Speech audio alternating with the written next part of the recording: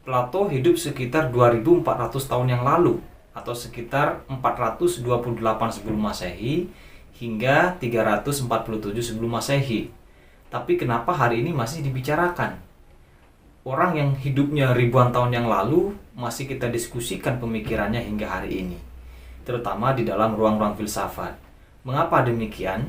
Dalam kesempatan ini kita akan membicarakan hal tersebut.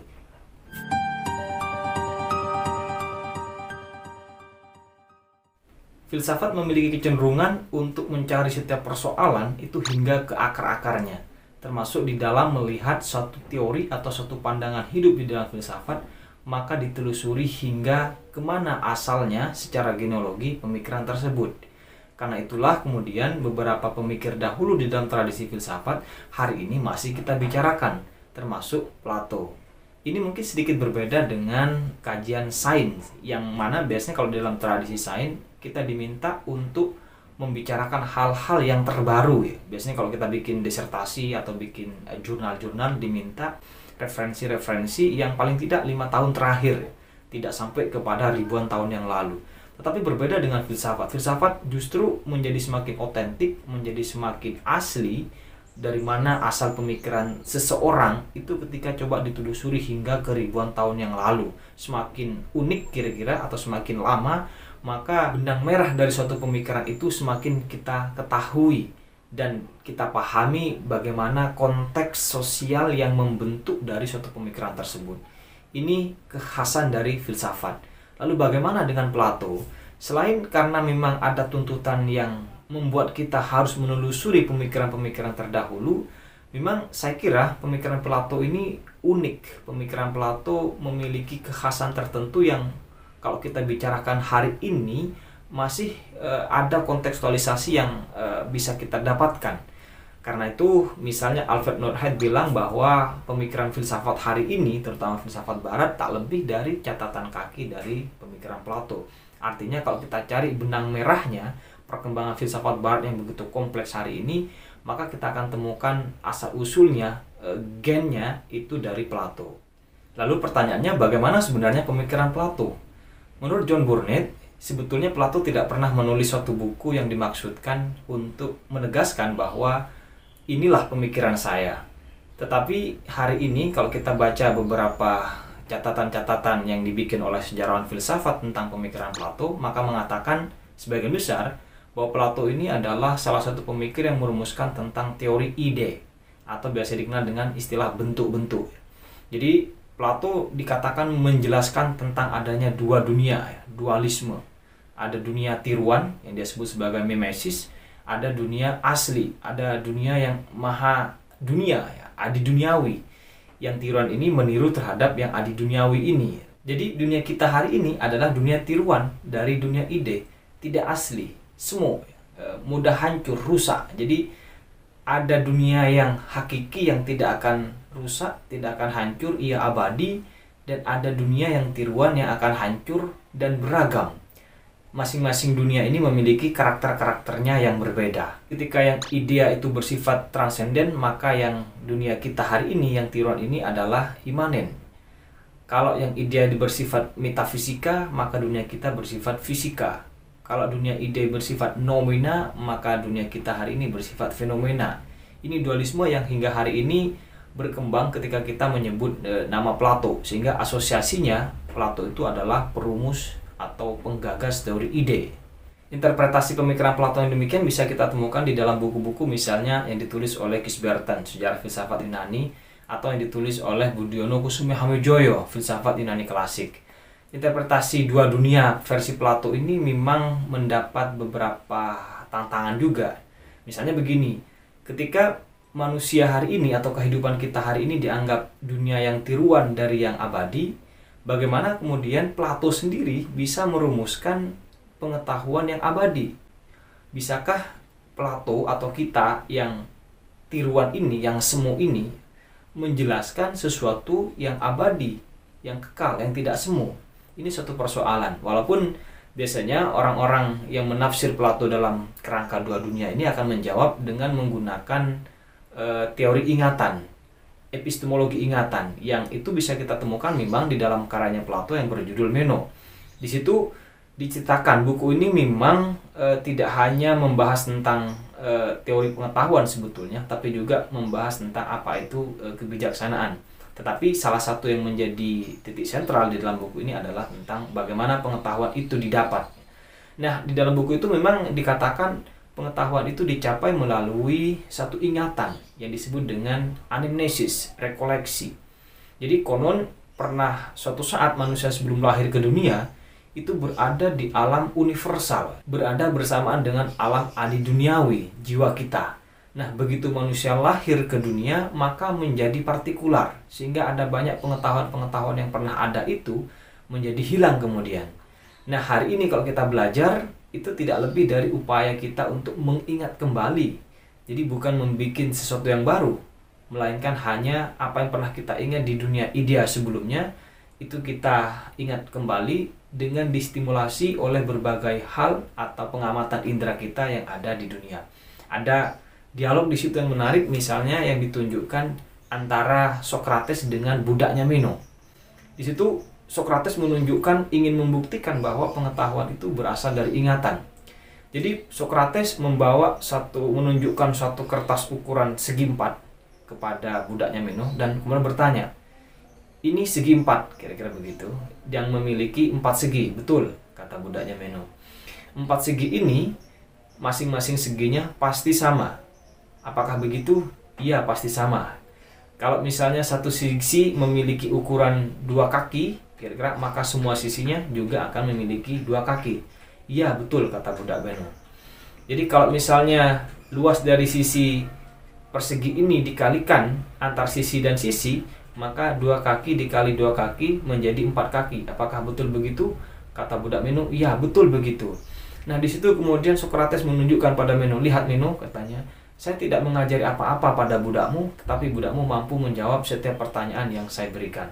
Jadi dengan demikian Socrates menunjukkan bahwa pengetahuan itu berasal dari pengingatan. Jadi tidak ada orang yang bisa mengajari kita tentang satu hal. Pengetahuan itu didapat dari diri kita setelah mengingat sesuatu. Itu yang ditunjukkan oleh Socrates pada Meno. Kritik lain terhadap pandangan atau interpretasi dualisme terhadap pemikiran Plato ini juga muncul dari Setiowibowo. Dia menulis buku berjudul Paideia. Ini saya punya bukunya, yang sebetulnya berbicara tentang filsafat pendidikan politik Plato. Tetapi di dalam buku ini juga disinggung bagaimana teori idea Plato.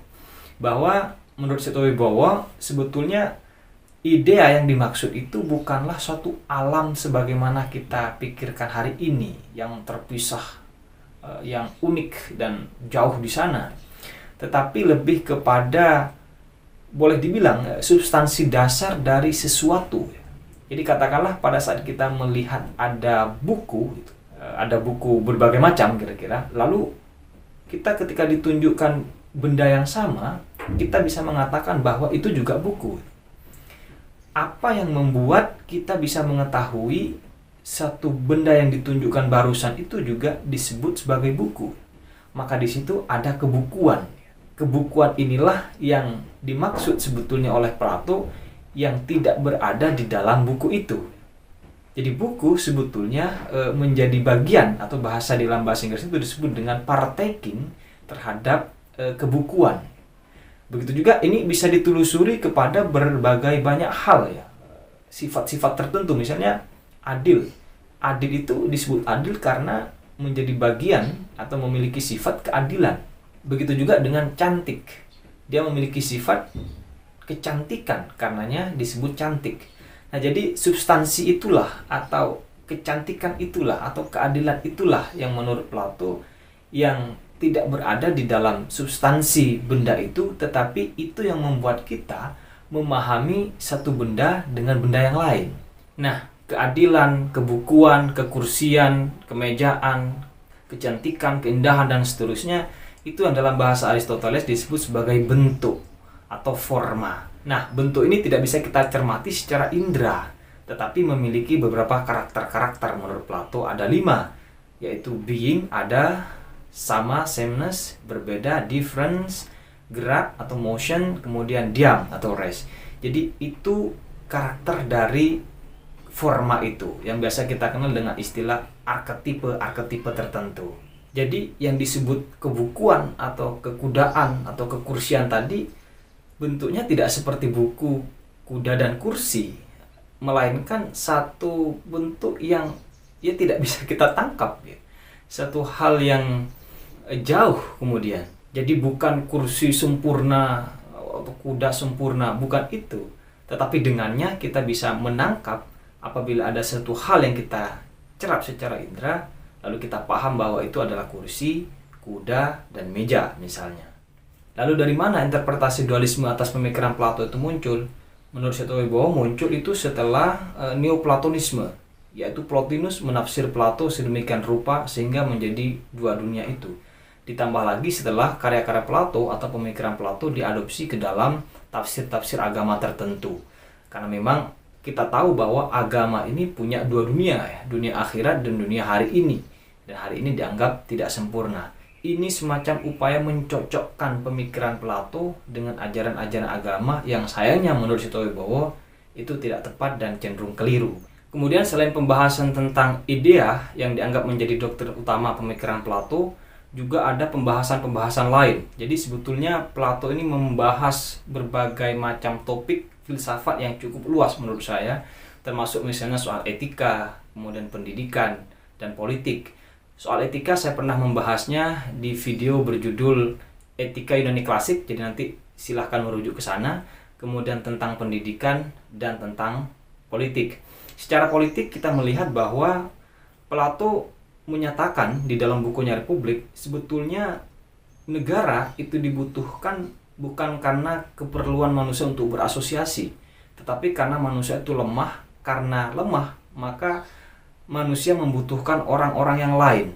Sehingga ini perlu dikoordinasikan, perlu dikoordinir kebutuhan kita. Jadi kita tidak bisa dengan sendirian misalnya memenuhi baju kita, kemudian makanan kita, sepatu kita, celana kita, dan seterusnya. Untuk memenuhi itu semua maka kita membutuhkan orang lain. Jadi berbagi tugas jadinya. Ada yang bikin misalnya produksi makanan, ada yang produksi baju, ada yang produksi alat-alat yang dibutuhkan untuk rumah misalnya. Lalu kemudian di situ terjadi pertukaran kebutuhan itu menurut Plato. Lebih jauh lagi misalnya Plato membagi ada yang menjadi pemimpin, ada yang menjadi tentara, ada yang menjadi tugas-tugas tertentu. Jadi yang menjadi pemimpin yang mengatur, mengkoordinir. Kemudian tentara tentu saja menjaga keamanan. Sementara tugas-tugas tertentu atau profesi-profesi tertentu seperti petani misalnya, kemudian pekerja tertentu, itu ia bekerja sesuai dengan apa yang menjadi bidangnya masing-masing. Untuk kemudian nanti kita dipertukarkan di dalam suatu negara yang dijaga keamanannya oleh tentara dan diatur oleh suatu pemimpin. Nah, yang menarik sebetulnya siapa yang berhak menjadi pemimpin.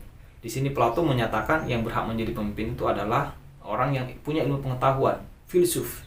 Makanya dikenal dengan istilah king philosopher, raja yang filsuf.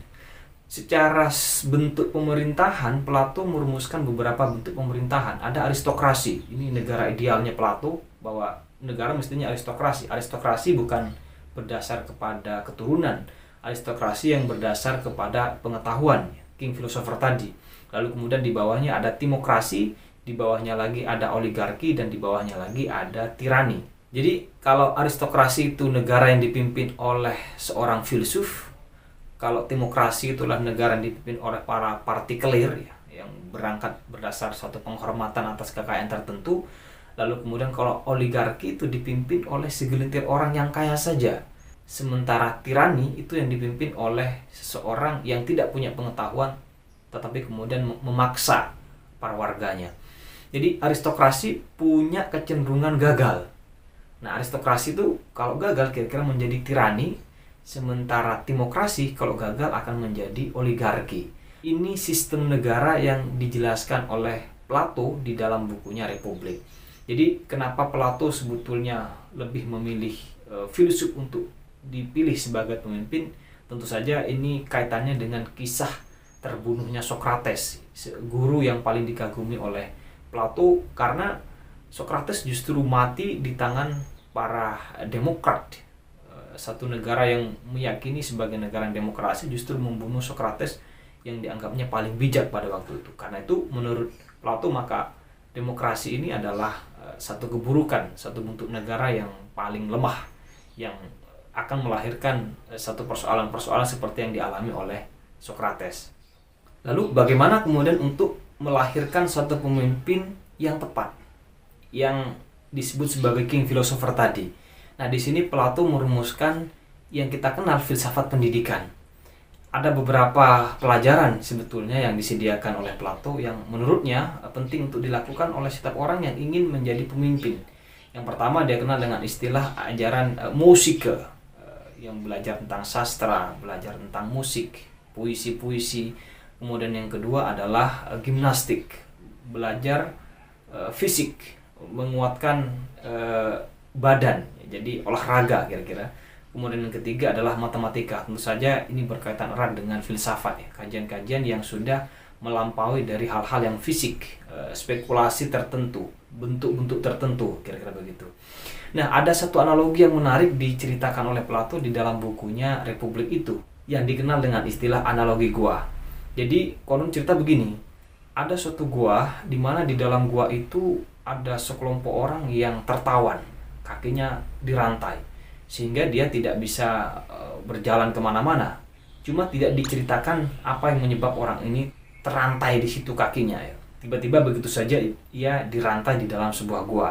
Orang ini bersender kepada sebuah dinding, di mana di belakang orang ini ada api unggun.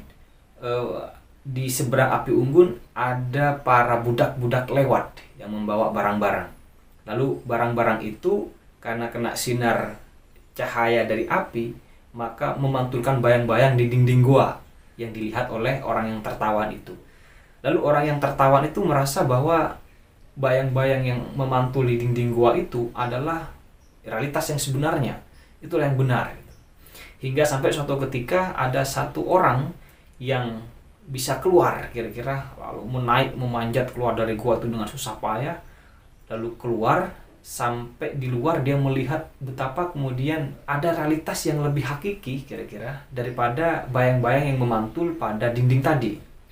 Orang ini lalu kemudian mengamati cahaya, mengamati beragam benda-benda di bumi kira-kira, di luar dirinya ya, sebetulnya tidak jauh gitu. Lalu orang ini setelah mengamati itu kembali lagi menuju gua di mana teman-temannya dirantai tadi. Dia lalu kemudian bercerita tentang apa yang pernah dia alaminya di luar itu.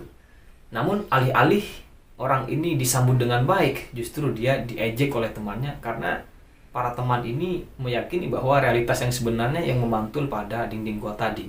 Jadi ini suatu analogi yang sangat menarik untuk kita tafsirkan, atau bisa boleh disebut sebagai suatu alegori yang menarik untuk kita tafsir. Jadi katakanlah bahwa orang belajar itu ya seperti mula-mula seperti orang yang dirantai di suatu kegelapan itu, tak punya pengetahuan ya. Walaupun punya pengetahuan keliru. Lalu kemudian dia belajar dengan susah payah, dia harus berusaha keras kira-kira untuk keluar dari gua. Lalu kemudian bisa keluar dari gua, disitulah dia bisa melihat berbagai pengetahuan yang tidak didapat di dalam gua tadi. Lalu setelah itu yang menarik dari analogi ini atau dari alegori ini adalah orang yang sudah punya pengetahuan tadi tidak lantas kemudian meninggalkan temannya, dia harus kembali ke teman yang tadi, mengajarkan apa yang sudah didapat di luar. Jadi setelah kita belajar keluar, misalnya belajar keluar negeri, teman-teman yang belajar luar negeri, maka dia harus kembali lagi ke Indonesia misalnya untuk kemudian mendialogkan kembali apa yang pernah dipelajarinya. Nah, itu Plato menjelaskan begitu.